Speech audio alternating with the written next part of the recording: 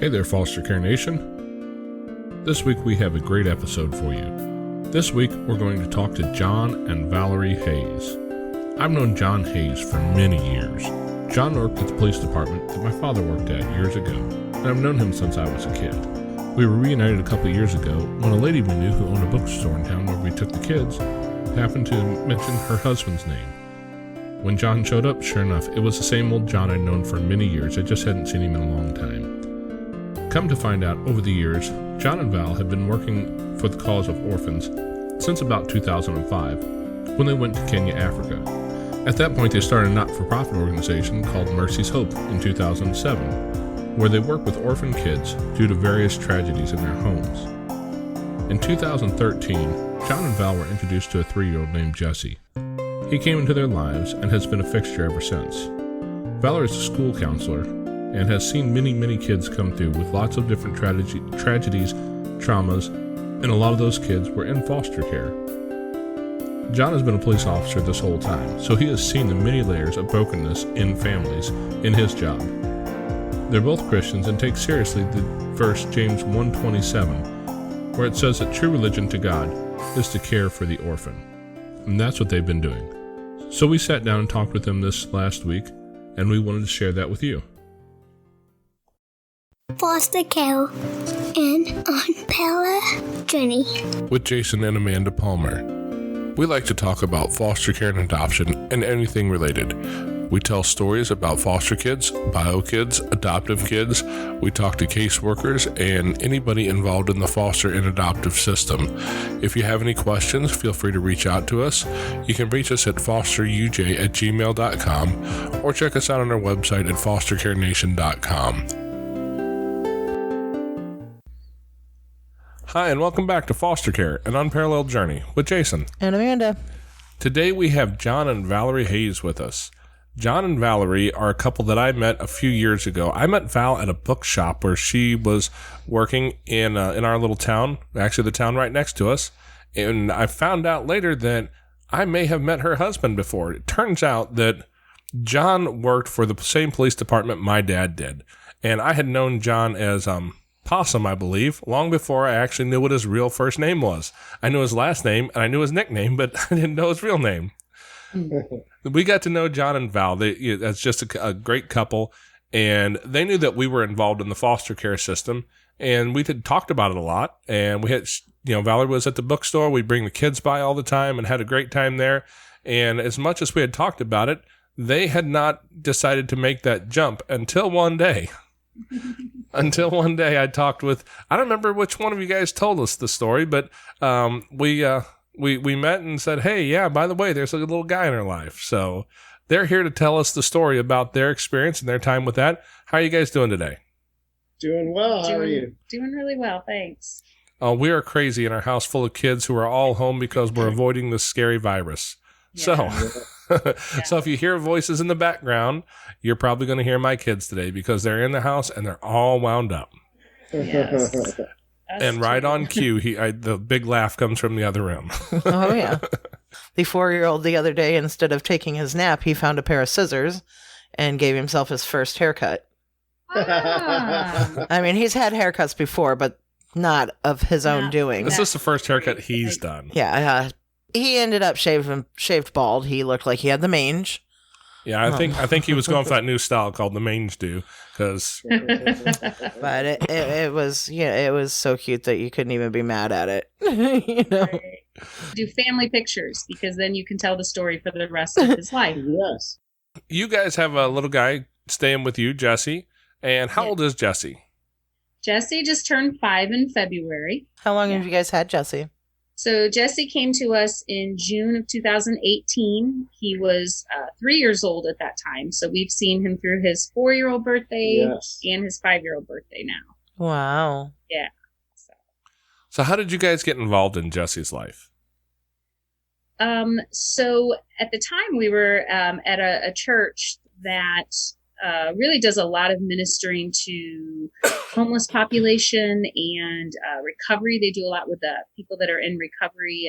And so it's real common to have people just come in off the streets or people bring people off the streets. And back in January of 2018, that the Jesse's father walked into the church with him, and basically they were actually under a bridge in, I believe it was Winsville. Parents are very transient and struggle with addiction. So that was how he came into our life. So first it started out as just as a church, we kind of came around him and we're trying to help support him and the father, that is, in the hopes of getting him a job and getting him to be a little more dependent and that kind of thing. And through a series of events, he ended up being with us. The children's division actually got involved. We had offered to watch him over the summer because I work in the public education, so I have my summers off. And so I offered to babysit him so his dad could work. And at that point, children's division had gotten involved because of some things that had happened. And we ended up, we've had him ever since. So he is not actually a part of the foster care system. We made a couple attempts actually to get him to be taken into protective custody, but it was always denied because he was with us and he was safe. So, so that led us to actually go the legal guardianship route. And so that's currently what we have with him, is we're his legal guardians. We were appointed by the courts. That's a world that we've never actually worked with, as a legal guardianship side. I don't know a whole lot about that. Is that Neither similar? do we. We're still learning. we're still learning too. It lasts for a year. Our understanding is that we'll get another court order to come before the judge, and as well as his family will, and the judge will once again decide if the parents are able to care for him or family member, or if we will be caring for him again. And if that happens, then we would get another year, and that's kind of where we're at. Yeah. I'm just curious, how does that make you feel? I mean, year to year, that could be kind of scary. It is scary for me because, I'm one of these guys, I kind of like predictability, and this is something that's totally unpredictable. And, I think Val filled out in our paperwork, we're Christians, and so this was just a huge step of faith, when God places a little boy in front of you that needs protection, needs love, needs a home, you just obey, and so that's the spiritual aspect of it. But then when you look at the legal aspect, it's a little nerve-wracking, wondering what's going to happen. But, it's all in God's hands, and we're just going to trust in him and do whatever we possibly can to take care of this little boy. It was so up and down for so long because we actually had a power of attorney is what we had up until this past November. And we would have to find the parents every 6 months and have them, if they would even be in the same room together, we would have to have them sign that they would allow us another 6 months. And that was just really, there were seasons where we didn't have anything and we were just going on grace, like just God's protection, that nothing would happen to this little boy in our care because we had no protections. And that was kind of when we started reaching out to children's division, because we were like, we want to take care of this little boy. We want him to be safe. And until his parents are healthy and willing to parent him, we're willing to keep him. But we have no protections. So that's why we kind of reached out to children's division. But again, they denied us, and they couldn't make recommendations, but they sort of recommended that we look at legal guardianship. And so for me, I get a little bit more peace with the legal guardianship, because for him to be taken from us, it would have to go through court now. So where before the parents could just show up at our doorstep and we would have to give him over, now they would have to actually go to court and be found fit. So that gives me a lot of peace to know that they can't just show up in the middle of the night, which is something that had happened before. So I have a lot of peace about it. I'm not really concerned about how long we do this for, because we're in it. We basically told God, we'll do it for a week, we'll do it for a month, we'll do it for the rest of his life.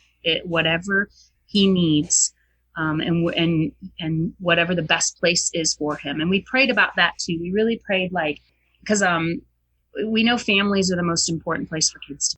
Kids always have that connection. As a counselor, I see that side of it. You know, I get to see the kids who are in foster care, who have been adopted, and they're now wanting to know who their parents were. They're wanting to meet their parents. Like, so that's, you know, something that we're always aware of. We're like, we want to make sure that if being with his family is what's supposed to be, then we don't want to stand in the way of that. So we really did stand on faith. Like, God, you move on behalf of that little boy, whatever it means. If it means staying with us, if it means going with a relative, and right now he's with us. And so that we just know right now he's getting 100% of us.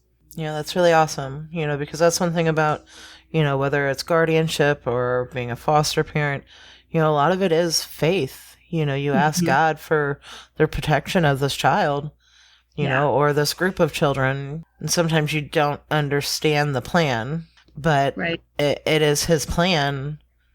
And we just kind of have to go with that. And sometimes it's really hard, you know, but it's really, you know, it's really awesome because when you do this, you know, what you guys are doing, what we do, you know, it's from the heart. I'm glad that Jesse has a place to sleep at night and you guys are there for him. It's just really awesome. And I'm glad that you don't have to have that fear of someone showing up and, you know, the uncertainty of all of that. With that being said, do his parents reach out to you to see him? Do they do visits or anything like that? They haven't since the court date, as much as we tried to reassure them that this was not them losing him and losing their rights. I think in their mind they have. But prior to that, there was some visitations, but it was not a lot. It was limited. And very limited. And we really, for us, we really felt like we always were open to being flexible and going wherever they needed us to go, but we always kept the ball in their court. So we weren't calling them all the time. We weren't pursuing them all the time. Like, we would, if they would call us, we would do anything to make arrangements to meet with them. But a lot of times it was a call and I'll call you back tomorrow and we'll plan a day, and we wouldn't hear from them for 3 months. So we just... Or they'd call at 9:30 at night and he's already in bed. Right. Or at 11 at night. Yeah. But so we learned a long time ago we had to have boundaries, because, you know, the thing about, I think, I want to be gentle in how I say this, but I think that when a family is fractured and struggling, there's not a lot of boundaries, there's not a lot of consistency, and that's not healthy for a kid. So for us, we needed to have boundaries, we needed to have consistency, and we could not function the way that they were functioning, you know, which we just couldn't do it. It wasn't healthy for us, it wasn't healthy for Jesse, and it was enabling them. So we made a decision early on that they were going to have to be the ones that called us and initiated the contact. And unfortunately, they really don't. So, but like I said, it's not, we would love to, and we've always, like, we will come every weekend. We will drive to you. We will meet you. We will do that. Okay, we'll get back to you and let you know where we want to do that. And they would never hear from them. So we're hopeful. He loves his family. He wants to see his family. He misses his family. So that's a hard one. You know, that's a hard one. That one's always difficult. When you have a kid who really wants to see a family member and you can only do what you can do. Yeah. You know, and that's a thing that we've learned in this journey is that we don't have a whole lot of control. Right. You know, we have a little bit of influence on the bio family, and we can try and help them as much as we can. But we primarily, all we have is a little bit of influence on them. Right. And that's all we can do. And we've had that experience as well. We've had some parents who never showed up. Yeah. You know, well. And then you deal with the repercussions of that when the child is acting out and rejecting when they're you. Sad and when they're crying and they don't understand it. Yeah. You know, and it breaks your heart. It does. And it's hard not to get a bitter root in your soul. Oh, it is. about the birth parents. You know what I mean? Because you don't, you know, so much that's That's the hard part, is you don't want to be angry at them because, and especially in our situation where there's addiction, Right. They're not themselves. You just want for them so much to get healthy so that they can be a family. But yeah, but you have to also release that. You have to release that responsibility of, you can't help people that don't want to help themselves, Absolutely. They have to make that choice that they're ready. Right. So what we have control over, and what our world is that little boy. And we will respond accordingly to how the parents are. And that's kind of where we're at with it. Yeah, so. but I mean, like you're saying, it is really hard not to get bitter sometimes. Yeah. Especially when you've been a parent and you've had children and you've raised children, Right. and you're like, I would move heaven and hell for my children. Yeah. You couldn't keep me from my children a day. Yeah. So sometimes it's really hard to understand how people can do that. Mm-hmm. But addiction is terrible. It's a disease, and until they're ready to do that for themselves. Our little guy, just the other night, I was out on the porch with him every night. He likes to spend just a few minutes of time with just mom, and we sit out on the porch and we look at the stars and we talk, and he chalks on the concrete and stuff. But the other night he hopped up on my lap, and we were having a conversation, and he said, "Mommy, do you think if Angela," which is his birth mother's name, "do you think if Angela seen me that she would stop doing drugs?" Oh. And He's it's 6. just, he's 6 years old, and it's just so tough. Yeah. And you care so much for your baby, Mm-hmm. and there's some things that you just can't heal for them. Right. You help them, you do everything you can, Mm-hmm. but still, I mean, it broke my heart. Mm-hmm. And it's just like, it's really hard to not be bitter at someone when you see children hurting that way. Well, and I think also the other conversation that we always have too, and maybe this is helpful, for people, because I'm a big advocate of like family care too, preventative. Like when you look at, I've just spent a lot of years studying, just how do you reduce orphans, right? How do you reduce the amount of children who need other homes? And it all starts with family care. It all starts with people helping families, single moms, single dads, those kinds of things. And I think, the hardest part is when you don't, like, the child needs to know, or will need to know at some point, that they're not the reason why they don't have this family. But they're going to own it until you can tell them. And that's the hard part too. It's like, I can't tell you that this is A, B, and C, or why they're not with you. But you also want to honor and protect that family, because family is, blood is, what is the saying? Blood's thicker than water. And so we have to honor mom and dad, because there's a loyalty there that we'll never understand. He's, as a 3-year-old, there was a loyalty there. As a 5-year-old, there's a loyalty there. So we will never speak ill of his parents, and to him. Really, we try not to do that in practice anyway. But we have to honor that. And so the question that we talk about too is how sad it is that they don't get to experience this beautiful child that we're experiencing. Absolutely. Like we look at him and we're like, we are so blessed that this little boy calls us mommy and daddy and loves us, and they don't get to experience this. And that just makes me so sad for them, Absolutely.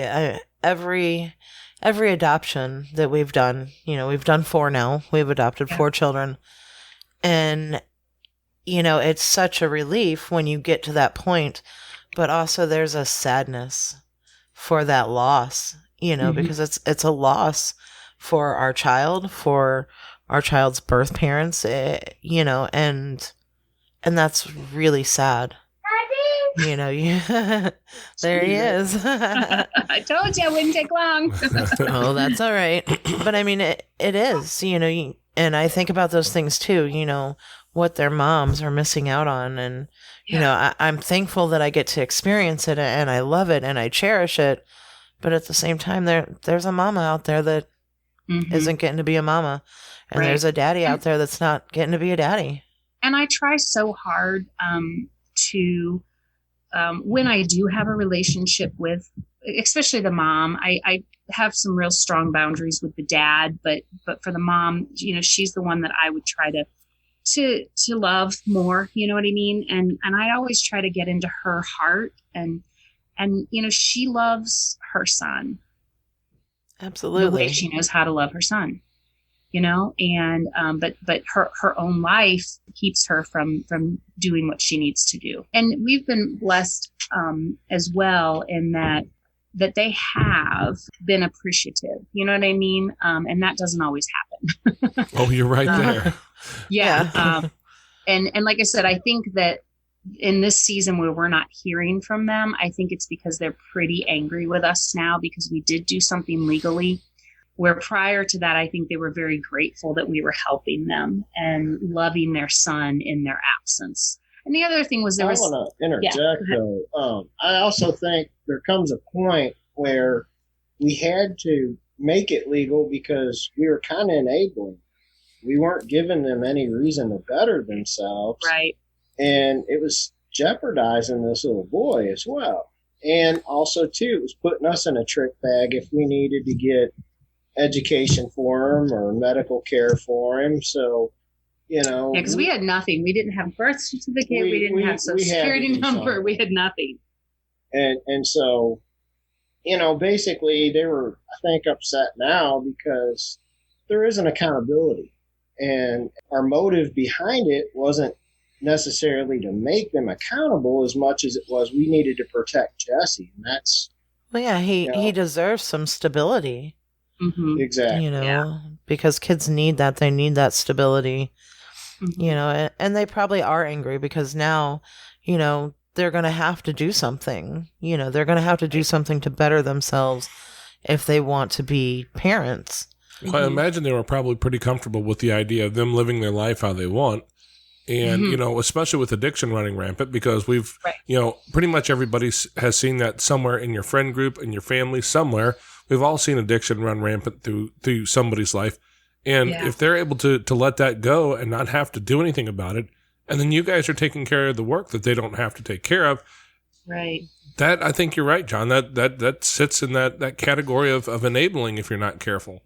And if nothing else, it makes them make the decision whether or not they want to do the hard work to get their kids back. If you go back and listen to some of our older podcasts, well, I say older like we've got that many, but several weeks back, there's a podcast called Hope for Amy.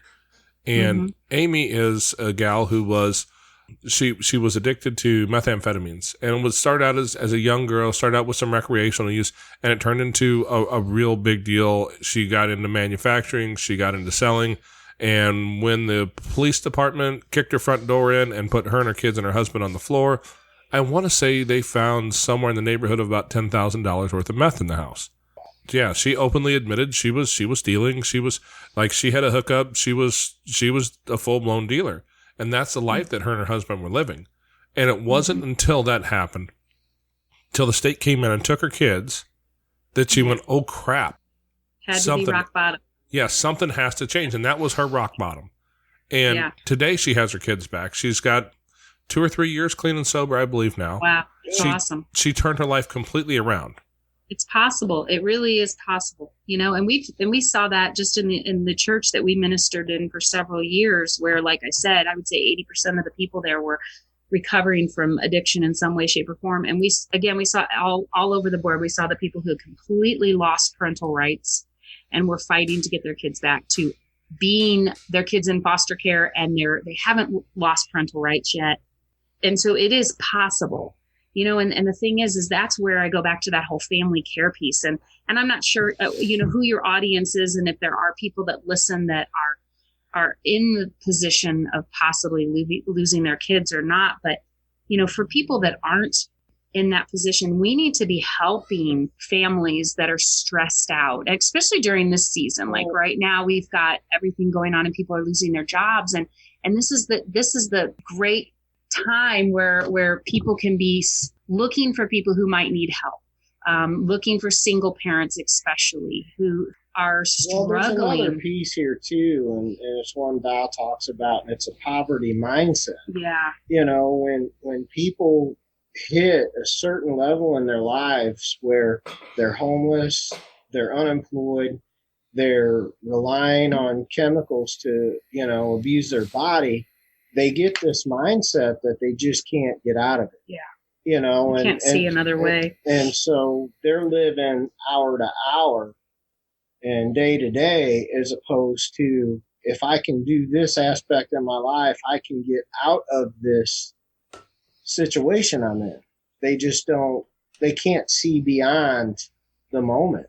Right. And I think part of what needs to be addressed is, how do you reprogram people's thinking so that they do that?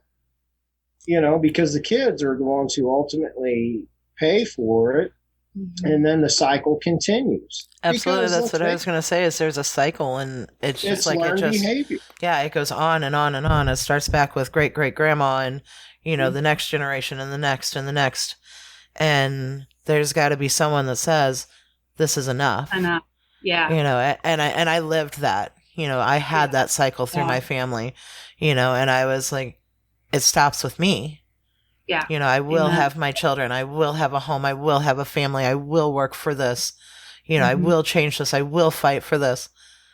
But some people just can't get to the point to see that.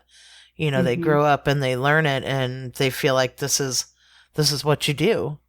You know, John said, I like what you said. It's that mindset is the most important thing. And I learned this from a friend of mine who has a podcast. I think it's the Dad Edge podcast. He renamed it recently. I screw it up all the time. It used to be the Good Dad Project. But Larry Hagner is the guy who runs it, and he has a great piece about that mindset. It's the difference between a growth mindset and a fixed mindset. And the difference is simply this. It's one word, and this is the word you have to like teach people, and it's 3 letters that are so hard to teach people. It's the word yet. I can't do this, or I can't do this yet. And learning that there's a yet on everything. You know, Einstein couldn't do yet. He couldn't do it yet, but he figured it out, right? Edison was the same way. Every one of us has been at that point somewhere in our life. And if you just apply that to the stuff that it's mostly not complicated. Most of life is not that complicated. Sometimes it's hard. And the things that are hard are the things that are important to do. And you can do it. Maybe not yet, but you can. You might not be able to get out of the grips of the addiction yet. You know, and I've seen some addictions that were specifically heroin, meth. Those two, if it's heroin or methamphetamines, those are the two that you get one chance to say no. After that first time, I'm not convinced you always have a chance to say no. You know, it gets such a grip. It steals your soul. And you have to hit, you have to hit such a rock bottom, such a hard place before you're willing to do the hard work to say no again. Well, at that point, it might be too late. A lot of times it gets to that point. You know, I mean, we've probably all known somebody who's been found with a needle, you know, stuck in them, and that was the last chance they had because they just never got to that place yet. And what I love about what you guys are doing, because this is one of the things, this is a real personal thing to me, because I grew up in a church that was kind of cult-like. We were very judgmental, and we were going to heaven, and the rest of y'all sinning bastards were going to hell.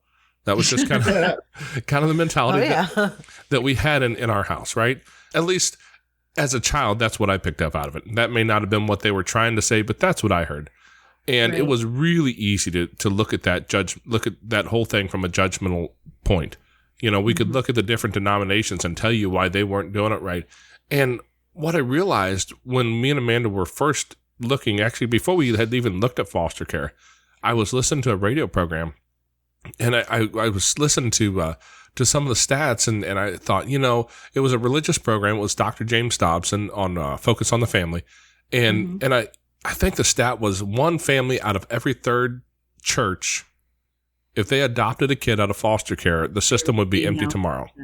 And I thought to myself, all these religious folks, you guys all think, blah, blah, you're all so good. And look at what you're not doing. I've read that book. It says orphans and children quite a few times.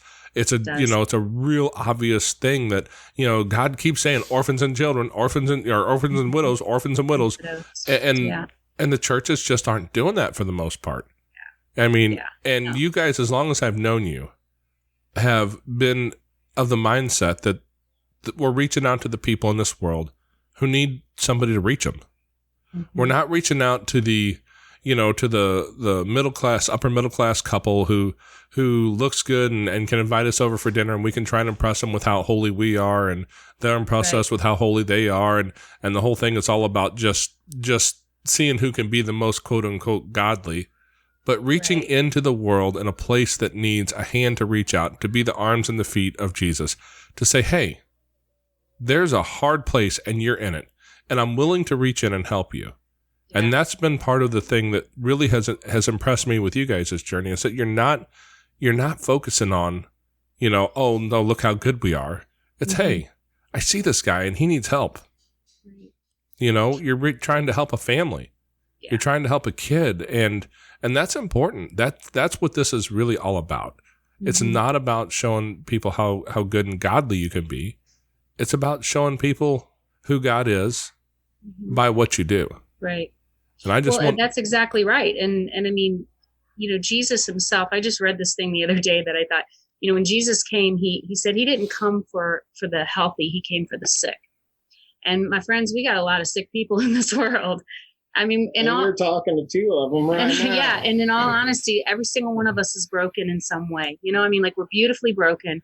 It's a hard world to live in, and nobody gets out of here without scars and bumps and bruises. Like if you're here on this earth for any amount of time, you're going to get hurt. All of us are hurting. We've all been hurt. We all hurt people. But Jesus modeled loving the people, the unlovable. I mean, that's what he did. He didn't come for, like you said, the perfect people. And here's something you need to know: there's no perfect people in the church. They like to think that, but I understand. But I found some of the most broken, hurting people are in churches, but they're so afraid to share the hurts that they've been through or the traumas they've gone through, because they think people might judge them or exclude them. When in all honesty, we all need to just be open and transparent about all the scars and bruises, because that connects us as humans. If every one of us is hurting and been hurt, and you feel like you're the only one, then that just hurts you more. But as soon as you open your life up to someone and say, hey, I've been there, I've done that, I've struggled with this, or I've had this happen to me, then all of a sudden you connect with people and you don't feel so alone. So I think, Jesus modeled that. He's like, I'm going to go out and I'm going to look for the one that nobody else is looking for. And I'm going to see the one that nobody else sees. And that's who he values. So I've just always asked that he would give me eyes like his, that I would see like he sees. And you definitely, it's not glamorous. It's really not. I mean, there's a lot of things that you have to not do because you're choosing to do this. And when you say yes to taking care of someone else's child, you're saying no to a lot of things. You're saying no to hanging out with your friends who don't have kids. You're saying no to, really going romantic, out when you intimate want. lifestyle. You're Right. saying no to. There's a lot of things you say no to.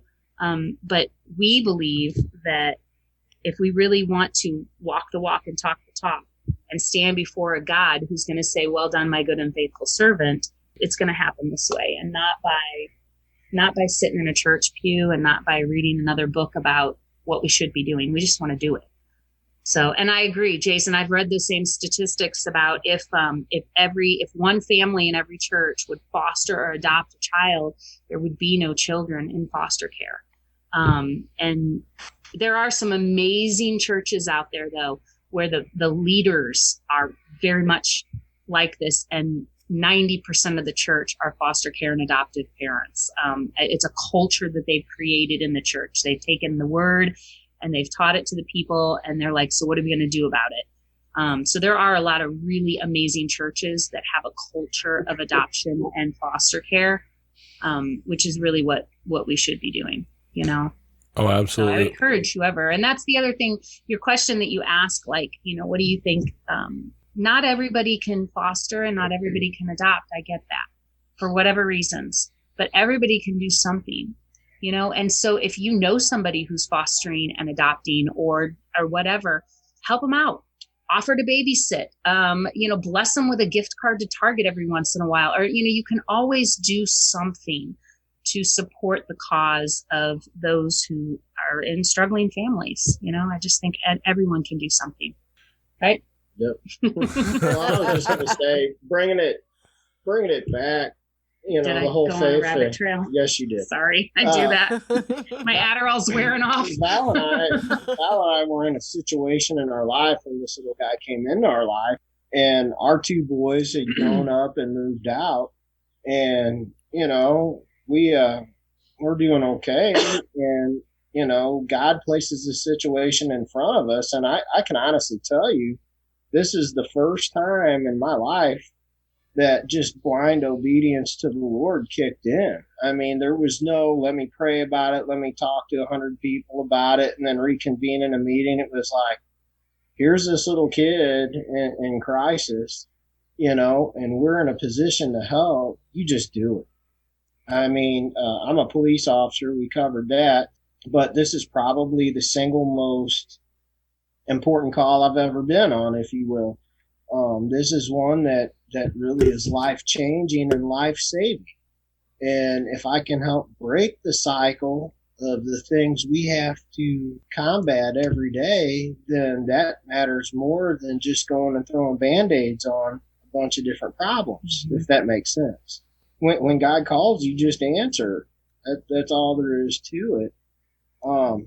I think a lot of times as Christians, we get too comfortable and we want to pray our way out of it. And so, if you're really plugged in, God's going to hit you over the head with it. And you can say what you want to yourself, but in your heart, there's no way out. Not and be obedient. There's a rabbit hole I went down. My moment for that was when I was listening to that radio program and I heard those numbers from Dr. Dobson and I was thinking to myself, you were mad. Yeah, I was in full blown self-righteous mode. I mean, I was there. I got that. I learned that really well in my childhood. I can be self-righteous better than most of them. Just ask me. I'll tell you how good I am at it. But, oh no, I'm better. Trust me. Oh, you think? Oh dear. This might turn for the worst. but in that moment, I was sitting there and as high as I was in my self-righteous moment, there was that thought that comes to my head that said, "What are you doing, buddy? Yeah. You think you think those people are pretty rotten, huh? What are you doing?" And that was the moment for me when I thought, okay, I just heard something and I should probably listen to it because, it was one of those things that resonated deep in my soul. And it was just a few moments, a couple months later that I happened to be writing an article for the newspaper. I went to Children's Division to ask a few questions to somebody and I left with a handful of papers and I was like, oh wow. Like I had this thought not too long ago and everything just lined right up. And that's how we ended up where we're at. Well, and we had talked about it, because we wanted to extend our family and, we thought adoption was going to be that route. And then, he came home and he was talking about it and I just looked at all the statistics and they just kept being there. And I was like, there's not enough homes and, we want more children. And if this is the way that we are going to extend our family, this is the way that I think we should do it. And we went into it with, we wanted to extend our family, but we wanted to help children and give them a safe place. And if God blessed us with being able to adopt some of them, then that happened. But if it didn't, it didn't. But we were in it to help kids. And, we've been blessed 4 times now, and it's been great. And we've opened our home back up again with the goal of not adopting anymore, with, really trying to help the parents of the children that come into our home with really trying to help their soul and help them become the parents that they need to be, and to support them. That's because, the whole you know, ministry. it just feels like, you know, through children's division and stuff, it feels like the parents don't get enough support. Right. You know, and they feel like everybody is against them. Once their children come into care, they feel like, that's it. I'm done. I've lost my children. I'm never getting them back. Right. You know, they're helpless. They're broken. They just feel like they can't get back up. Yeah. And that really is our focus this time, is to really try to help those parents and pick them back up and show them that there is another way, and that they can parent their children and they can get them back. Yeah. You know, and to break that cycle. Right. You know, and so that's our goal at this point. Because they deserve that. I mean, they absolutely. Really, and the children deserve that. You know, they deserve it, and they just don't know how. And that's what I said when I said earlier. I really believe that his parents love him the way they know how. Right. And you know, and we all have coping mechanisms. Some of them are functional and some of them are not, and some of them are destructive and some of them are helpful and some are harmful, and it's only because that's what you know. So I think that when you can lock arms with people who are going to just love you through it and try to show you just different ways. I don't want to say better or worse, because then that sounds judgmental, but just that there are other ways to get to the goals that you might have. And something that I was going to say, because our journey had some bumps in it too, because we started a nonprofit organization in 2007 because we do some work in Kenya and Uganda with orphanages there. And so we've got kids that we consider our kids that we've been supporting and put them through college and all kinds of stuff. But I've always had a heart to do that here because, we've got 2 weeks out of the year, we head over to Africa to love on these kids. And then we come back and we tell people about it and we get, raise money and all this stuff. But then there's all these kids here. So I always wanted to do foster care. And we had an opportunity a couple of years ago to have a young boy come stay with us through the foster care system. We weren't licensed, but I was his counselor, and he was being removed from his placement, partly because of some of the complaints that I had filed. Which hindsight, it's funny how when you're the counselor, it's real easy for you to judge how people are dealing with a kiddo until that kiddo comes and lives with you. And then you're like, whoa, okay, now I know why this was happening. But anyway, we had been praying about being foster parents. Our boys had been gone for a year. Yeah. And John knew about this little boy because I would talk about him at dinner and we'd pray for him. And when that came up that he was being removed, John was like, well, let's do it. Why don't we take him? And I was like, really? And we did. And we started the process of getting our license, but he ended up, it just was a mess. It was a bad situation. And to be quite honest, it was more about us than it was him. We were not ready. We were not prepared. I didn't have the training I needed. Thank God we didn't quit though, because I feel like that was a step of obedience for us, and God needed us to learn some things. So that put me on my journey of learning about trauma and learning about what it does to the body, what it does to the mind, what it does to the soul, and then how to heal from that, And so I've spent years studying that. And I think that has prepared us more than anything for what we're doing now. So that was kind of a step for us towards this.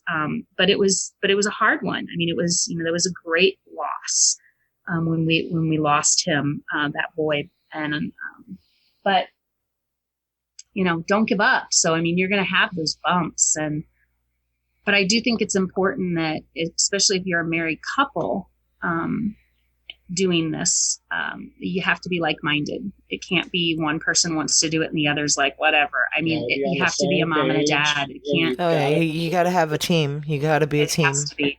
And because there's just going to be days where, you got to be able to support each other when one's down. And you have to give each other time. Basically, you got to be each other's cheerleader, and communication's the key. Especially when you're empty nesters like we were, we started getting comfortable with a certain kind of lifestyle, and then boom, here we are with a little guy again. You almost have to relearn how to be a married couple with children again.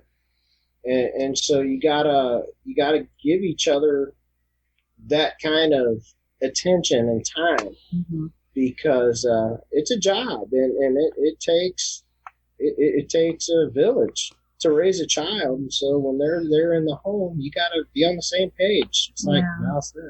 One of the things that we like to do with our little guy is, because we just believe that if kids see mom and dad having a healthy marriage and putting their marriage first, right? Like, so like if they look in and they go, okay, mom and dad's marriage is like tight, that actually brings comfort to them. And it's and you're modeling healthy relationships. So we very much do date nights, and Jesse loves it. He loves when we do date nights. And so we always model, it's important that mommy and daddy get some time together, so we can be better parents. It helps us to be a better parent to you when we can have times away. So he understands that, because obviously when kids go through things like this, there's always that rejection, there's always abandonment, there's all those kinds of things that come up. So just teaching him that it's okay for mom and dad to go and have a date or be gone for the evening, or the weekend. Will be back, And we will be back. And, exactly. and that's that can be really hard for kids sometimes. I remember the first time me and Jason dropped the kiddos off to spend the night. They spent the night with Jason's sister, and it was the first time that Janai and Deshawn had gone anywhere for the night away from us. We were going out for our anniversary. We were going to go to a bed and breakfast, and Jason dropped the kids off. I had told him goodbye and everything, and Jason went and dropped them off. And Janaya, our little girl, she was upset, and she said, how did she put it about Christy? She looked at my sister and she said, "Are you my new mommy now?" Oh, yeah. Yeah. Wow. And it's like, oh my goodness. It just speaks volumes to what they've seen. And I think that's an important piece of what you were saying. And I don't know if you said it specifically, but I think it's important to pull out is, you're right. We're modeling. We are modeling. And I don't care if you're trying to model good or not. If you're not trying, if you're messing up, you're still modeling. Yeah. And I think that's a lot of the reason why we see these generational problems. Because we have parents who model poor behavior for kids, who model the self-destructive behavior, and that's all they've ever seen. That looks normal, so they repeat that behavior. That's normal. We do what our parents do. Even though as teenagers we swear we'll never be nothing like our parents, and then we turn out very much like them. My stepmom more than once has looked at me and said, "I hear your dad when you laugh." Right. Just all those little simple things. I learned so much from my dad that I didn't even realize. How many more things have I modeled for my kids unintentionally? I had my own struggle with addiction. After we lost our oldest daughter, I dove into the bottom of a bottle. Yeah. Me and whiskey were good friends for a while. And I look back and realize that for my older boys, I was modeling something. And I've had to go back and have conversations around that, because I was modeling, this is how you deal with stress. This is how you deal with problems. Go grab a bottle and see if you can find the bottom of it. And I did that for a while. And it wasn't until I finally realized that, kind of had my come to Jesus moment where I said, okay, it's time to put the bottle down. It's time to live a life intentionally and fix some things in your life instead of sitting back and just turning it all off with the whiskey. That I realize that I'm modeling every day. If I'm angry, I model how I behave when I'm angry for my kids, and they're going to give that right back to me. I have a 14-year-old son who I know that the easiest way to get him wound up is to be loud and angry sounding. And guess what? He's going to do it right back. I promise you. But if he's all wound up, and if he gets all wound up and excited, if I can respond to him really nice and calm, I'll bring his attitude, his anxiety way down, and suddenly we're having a conversation again. And even those little pieces, everything we do is modeling, whether it's intentional or not. So we better be intentional about the things that matter, that are going to change our lives for the good. Right. Because, and we also know that kids that come out of adverse situations, I mean, they do a lot of sabotaging too. So, they need predictability. And if, getting you to yell and scream is predictable, then I'm going to do whatever I need to do to get you to that point, because I know how to respond in that way. And so then when they're in a new situation where, wait a minute, mom and dad don't hit me, mom and dad don't scream at me, mom and dad don't whatever, that's really messing up their neurological pathways, and it takes time, it takes time to push through. And that's why with the younger kids, it's a lot easier, right? Because they're the neuroplasticity of their brains and what have you. But yeah, you're absolutely right. We have to stay consistent. And as a counselor, I'm sure you know who Karen Purvis is, right? Who is it? Karen Purvis, TBRI. No. Okay. Well, that might be something to look into. I've learned a whole lot from her. Karen Purvis actually passed away a couple of years ago, but she seems to be kind of the godmother of TBRI, Trust-Based Relational Interventions. And she talks a lot about the trauma and how it affects the brain. And, now that we can see on the MRI, you can actually see the damage, the physical damage. Yes. The brain changes, so it reacts differently. And she has some really interesting ways of re-teaching yourself to deal with kids' behaviors, not because this behavior is a kid being defiant because they're just testing your boundaries. That happens. But sometimes you're dealing with some after effects of trauma. And learning how to kind of work through that. It's such a powerful thing.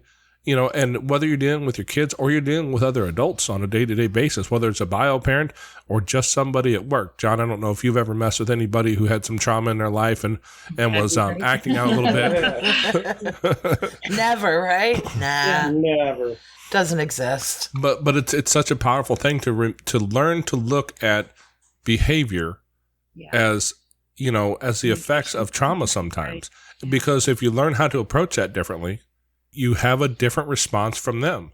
Right. And that's been modeled to me most clearly in my 14-year-old son, because I can spin him up and have a fight on my hands in 30 seconds flat, and I can calm him down and have a conversation in those same 30 seconds. And that choice is up to me.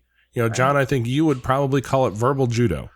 Yep. That's what it's called. Yep. That's a lot of it. And I learned a lot of that from my dad. When that first came out and they first started teaching that in the police world, I learned some of that from him, and I never really understood all those pieces. Mm-hmm. But as we've gone through this, it's been such a powerful thing to learn that, hey, if I can talk with these, with a bio parent, with a kid, if I can be vulnerable and tell parts of my story that aren't easy to tell, that don't make me look like the savior coming in to save this whole world. I'm not coming in to save you. I'm not coming in to save your kids. I think a guy we interviewed had a great line I loved is, all we're doing right now is we're giving our family to a kid. Our kid isn't taking you, our family is not taking your kid away from you. We're just giving our family to a kid for a while. I like that. And as long as I look at it like that, and I'm trying to do the right thing, I can actually have a relationship that can usually be positive. I mean, you deal with what you've got, and sometimes if you have somebody who's in the throes of addiction, maybe that's harder to work through. But you do everything you can, because at the end of the day, the best thing you can do for a kid is to give them every opportunity to be able to sit down at dinner with their mom and their dad, who both love them enough to put away their addictions, to put away their problems, to grow up and take care of them. Mm-hmm. And that's been kind of our real goal in this as we've grown through this foster care journey, because I don't know that we started with that goal in mind. We hadn't been through enough to understand that. But Jesse sounds like he's fairly fortunate because he has you guys. John, who's probably dealt with more people in traumatic situations than we want to count. That's just, the world he's in. Valerie, you're a counselor in a school. You've probably seen more situations than I would want to ever have to have in my head. Right. And you can walk this journey, and it's no wonder that, God kind of put you guys all in the place that you're at. Yeah. It's funny, it's not until you get to that place that sometimes you can look back and go, oh, I get it now. Right. I didn't know what that plan was. It looked crazy to me at the time, but I get it now. Yeah. Something that I was thinking about too when you were talking about just how people respond. and I'm a brain geek. Like, I geek out when it comes to the brain. Like, if I could live a second life, I would be a neurologist, I think, because I just love, you can't dispute the brain, right? If the brain shows a part of it lit up and another part not lit up, you can't dispute that. And the thing that I love to say, and I say this to a lot of my teachers, when we have a child who we know has experienced some adversity in their life, and they're responding in a way we don't like, doesn't fit into our little box of how they should respond. And they say, well, he or she is choosing to do that. And my response is always, I agree. It's a choice. They are definitely, it's choice behavior, because they only have two choices in their bag of tricks, because they have only learned two ways to respond to stress: fight or flight or flee, whatever it is. And I said, we have to teach that there are other ways to respond when stressful things happen, and we all do it. When we all get stressed, we all respond how we know to respond. And like I said earlier, sometimes those things make it better, and sometimes those things make it worse. And so I think it's super important when we're working with people, because a lot of times when you're working, well, all the time, if you're working with a child that's in this situation, you have a parent that has also probably experienced some trauma. So we always have to be mindful of that they're responding out of what they know. And it's kind of like if you're speaking English and you're expected to speak Spanish. Well, I don't know Spanish. I can only speak English. Well, no, you need to speak Spanish. You need to speak Spanish. I don't know Spanish. And I think that's kind of how it is too. And we expect people to respond the way we respond when they've never learned how to do that. They've never experienced that in their world. So does that make sense what I said? It does. It does. And I'm not going to try and jump off into the brain world with you, because we'd probably both geek out for another hour and a half. Oh, we should get coffee then, because oh my gosh. When we can get together one night, it would be awesome, because I was talking to Jason. I'm like, whenever you said you were looking for the address and stuff, I'm like, I would love to have you guys over and, yeah. and all that. But it's just, the world that we're in at the moment. This is what we get to do. Yeah. Virtual. But this moment will pass. It will. This moment will pass. And when it passes, sitting down and having a dinner together, and, that would be awesome.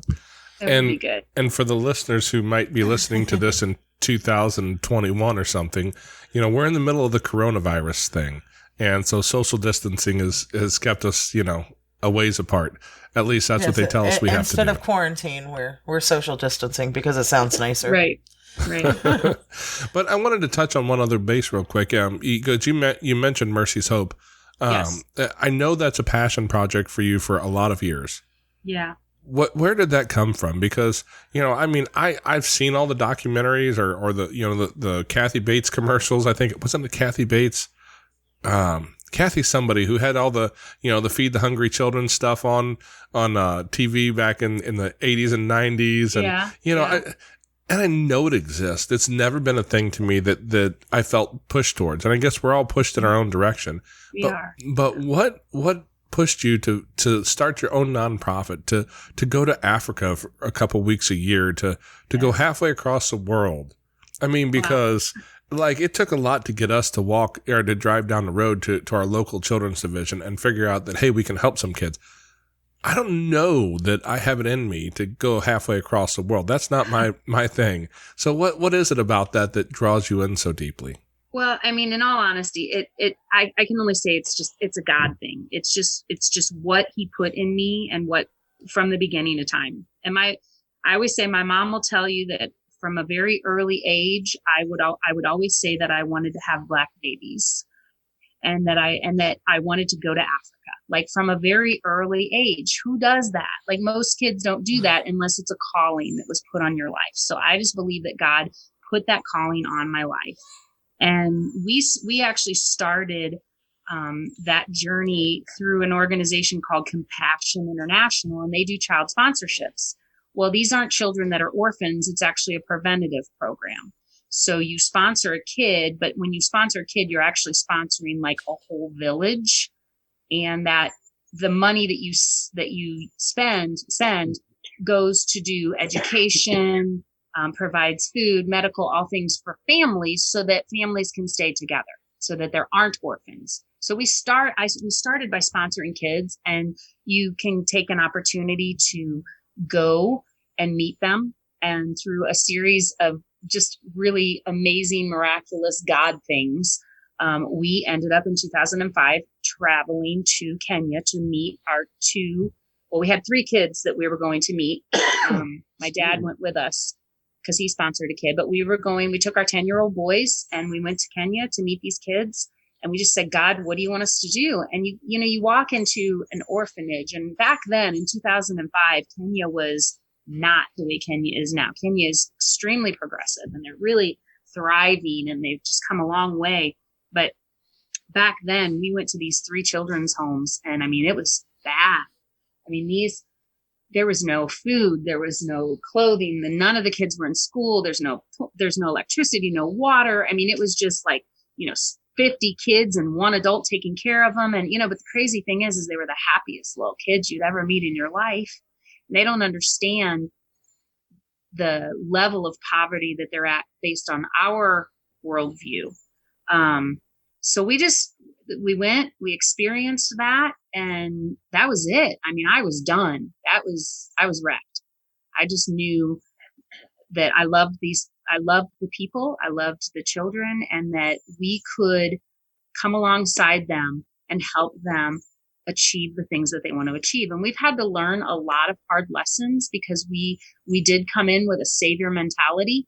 There's a mindset of that you can get hooked into when you start walking out journeys with people, that somehow you have it right and they don't. And that's wrong. That's a bad mindset to have. It's really just helping people identify their own assets, identify their own gifts and strengths, and then supporting them in that, encouraging them in that. And for us, it was cool because we could help financially. But we really, it's been an amazing journey. I love it. I could talk for 18 hours about our work that we do over there. And that's just kind of how it all started. And we've actually, for the last 2 years, I've been traveling to Uganda as well. Because there's an orphanage there that has just been around for a couple of years. And so just coming alongside them and just trying to help them out a little bit too. But the key is like what we've been talking about. It's we cannot look at what we're doing as we have all the answers and you just need to do what we tell you to do because how we do it is right. It's just that is wrong. You will be hurt. You will be hurt by that. And the people that you're trying to love, you're going to hurt. You have to come in and say, wow, okay, so you're going through a lot. I've been through a lot. Let's support each other in this. How can we support each other in this? And just be a friend and to people. But like I said, we made a lot of mistakes too. We went in with a lot of American ideas and we offended people quite a bit. We would offend people. And so we had to do some learning and do some reading. There's a wonderful book. If you are a believer, if you're a follower of Jesus, I always recommend this book. It's called When Helping Hurts. It's written by 2 guys. I don't remember their names, but you can Google it. When Helping Hurts. And they've got a bunch of different types of When Helping Hurts. And I think it's a great book to read because it really does, especially when you're going into this type of work where you're taking care of children and doing fostering and adoption. We, as the people who are stepping out and doing it, often do get hurt. And unfortunately, a lot of times people get hurt and they quit. And then they have this like negative view of helping other people. Like, I'll never help a homeless person again because, and really it was their fault that it went bad. So, it's a great book I recommend for anybody who wants to step out of their comfort zone and go into the uncomfortable to get comfortable with people. I recommend that book. Awesome. I'll make sure I look that one up and I'll put a link to it in the show notes page on the website. Is there a way, do you have a website for Mercy's Hope? I do. Yeah. It's just mercyshope.net. That's it. Mercy's, MERCYSHOPE.net. Awesome. And do you have a Facebook page people could find you on as well? Yep. We're on Facebook too. It's just Mercy's Hope. There's a couple Mercy's Hope. There's a Mercy's Hope that's in Russia. Ours is in Africa, and I think you'll be able to tell the difference when you look at the pictures. Maybe. I imagine more parkas in Russia. Like ebony and ivory, big difference in the color schemes of the Facebook pages. But yeah, you can find us there. And I really, honestly, Jason, I've been praying. We're kind of in a new season with Mercy's Hope. We've had a changeover of board members, and I've heard it said 2020 is about clear vision. And that's kind of where we're at with Mercy's Hope. We are looking for like a new vision for Mercy's Hope. And I'm really wanting to look at more local and how we can be partnering with other nonprofit organizations or just people groups that are doing like-minded things. So be praying with us about that. Maybe we can all put our heads together one day and dream big. There you go. About what we do. Yeah. It's hard to do big if you don't dream big. That's right. Yes, for sure. So Very true. All right. Well, we're about time to wrap it up here, I think. I think one of the big questions that I always like to ask people is, what piece of wisdom can you guys give the listeners that only John and Valerie have?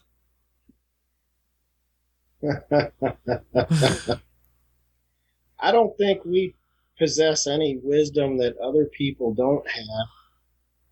The only recommendation I would be is don't let yourself get in the way of what God's telling you. Good. I think that I agree with John. I think in myself, there's really not a whole lot of wisdom. I've got a lot of experience and I've had a lot of failures and I've learned from those things. But I think for me, it's just, if every individual person understood how incredibly valuable they are to the Lord, to God, the Creator, and that He views every single person with value and has a purpose for every single person. If we could just grasp that as people, perhaps we would be kinder, perhaps we would love better, perhaps we wouldn't abuse and abandon and do the things that we do. And so first we have to recognize that for ourselves, that we are so loved by a good Father.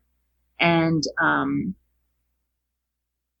he just wants so much for us to just love each other. So I don't know. That's my thing. That's what I bring to the table, is a whole lot of love. Wow. Well, don't sell yourselves short, because we all have our shortcomings. We all have our mistakes and our experiences. And the more of those we have, the more wisdom we gain, because that's where it comes from. Yeah. Most all of the wisdom I've ever gained has came out of bad decisions. Right. I heard a saying, the road to wisdom is paved with many, many mistakes. Well, yeah. I must be on the right road then. It's a long road. Yeah, it is. Well, I appreciate that, guys, because it's you're both, you've got this unique experience. You've been put in this unique place, and you have a unique set of knowledge and experience and wisdom to give to people, and a whole unique family to give to a little boy. So it's amazing what you guys are doing for Jesse, because, I've often heard it said, as many kids as we've had through our house, you can't save them all. You can't save them all. You can't save the whole world. And I love the answer that's, you're right, I can't. But I can, for one little world, I can change that world. And that one little world is going to go out and change somebody else's, because they got a new perspective, a new look on life, and we can all do a little bit of something. Right. Yeah. Absolutely. And I love Mother Teresa says, not all of us can do great things, but we can all, what does she say? Not everyone can do great things, but we can all do. Never mind. I just chopped it. You can edit that out, right, Jason? Yeah, we can. You can wait. You can edit it out, actually. Yeah, you can edit it. Edit that one out for me. Well, she did. She said a really cool quote about, and it's actually at the bottom of my email, but we can all do great things. We can all do little things with great love. That's it. Not all of us can do great things, but we can all do little things with great love. Something like small things with great love. Okay. There you go. Fix that for me, Jason. I told you my Adderall's wearing off. What can I do? It happens to all of us. But I still have a fairly large cup of coffee sitting over here, so I'm in good shape. Oh my gosh. Well, we really appreciate you guys coming on here and sharing your story with us today, and I'm certain it will inspire somebody out there. The world's full of broken people, and learning that you can be a broken person who can help build a place where young hearts can be mended. Yeah. Amen. Well, thanks. Thank you. Thanks for allowing us to share our hearts with you guys, and thank you guys for just for staying the course and doing what you're doing too. Well, thank you. I hope you guys enjoyed today's episode with John and Valerie Hayes. Don't forget, we have new episodes drop every Friday, so be sure and come back and take a look. Or better yet, hit the subscribe button. If you're on iTunes, be sure and leave us a 5-star rating and review. We also have a Patreon account. If you guys would like to drop us a couple dollars to support what we do, we would really appreciate it. If not, the best thing you could possibly do for us is to share this content with some of your friends and family. You can find all those links over on our website at fostercarenation.com. We have all of our older content up there. It gives you an opportunity to listen to foster care perspectives from kids, foster parents, caseworkers, psychologists, and anyone else who comes through to tell us their story. If you would like to be featured on our show, email me at fostercareuj@gmail.com. Be sure and write podcast in the subject line so I don't let it get through me thinking it's just spam. Also, if you want to see us on the YouTube channel, we're also over there if you prefer that platform. Just search for Foster Care and Unparalleled Journey. And as always, Thank